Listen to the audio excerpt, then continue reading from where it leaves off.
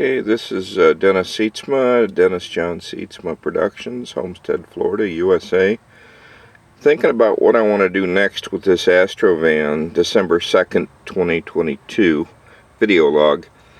I found a hellacious vacuum leak going to the cruise control, so I bypassed that, and another leak on the brake pedal. They got a control on the brake pedal, so when you step on the brake, it bypasses the cruise control.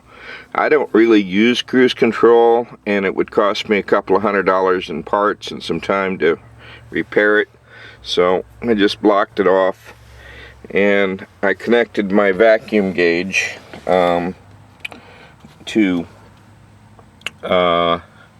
where it connects at the brake pedal, just for demonstration purposes, and got normal engine vacuum, but it does seek and fluctuate. But these Astro vans are notorious for vacuum leaks, so using this hand vacuum tester, I disconnected where it goes to the vacuum canister down there, and from there it goes onto the plumbing to control the air conditioning and whatever with a vacuum.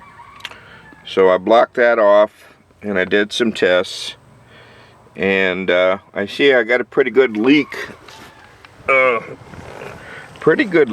I'm not going to sort it right now. I'll worry about that later. But I got a vacuum leak that goes over here to that control for the heater, and also has a feed that goes up to the dash control.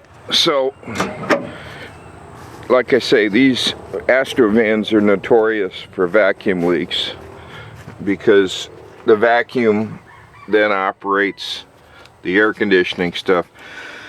So I pretty well satisfied myself that I have a vacuum leak that has to be sorted, and I've satisfied myself I have an electrical problem that has to be sorted.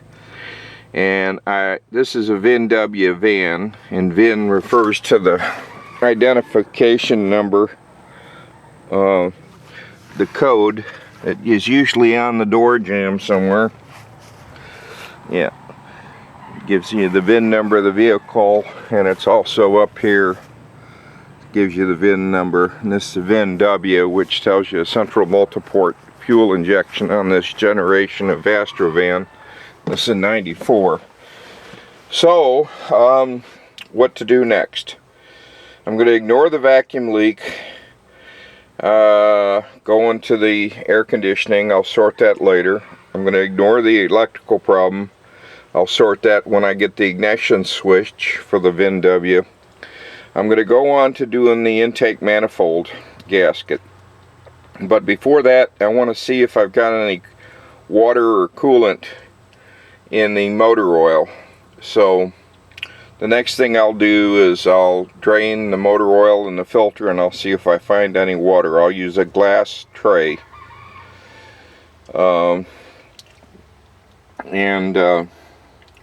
I was going to show you on the vacuum gauges this and that, but you just have to take my word for it that I don't have a leak on the cruise control side anymore, and I do have a loss of vacuum.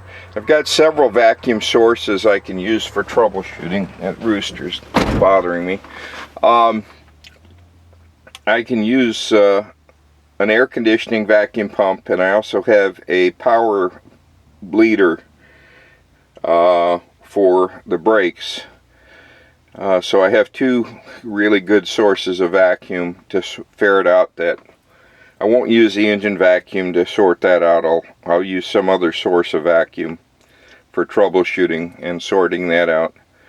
So the next thing I'm going to do is warm up the engine and drain the oil and look for water or coolant before I press on to doing the intake manifold. And I really don't want to do this intake manifold, but I figure it needs it, because this is a 94 and it's got the factory gaskets in there since 94 and 208,000 miles on the clock in all these years from 1994 to 2022. So that's what I'm going to do next, I think. And when I get some time, I'll take these segments that I'm filming right now and I'll put them together into a video production, so you won't have to look at one at a time. I think I can go up to 2 hours on a video production now on YouTube. Anyway, hope you're enjoying the video. Please give a like, share. Thanks for watching.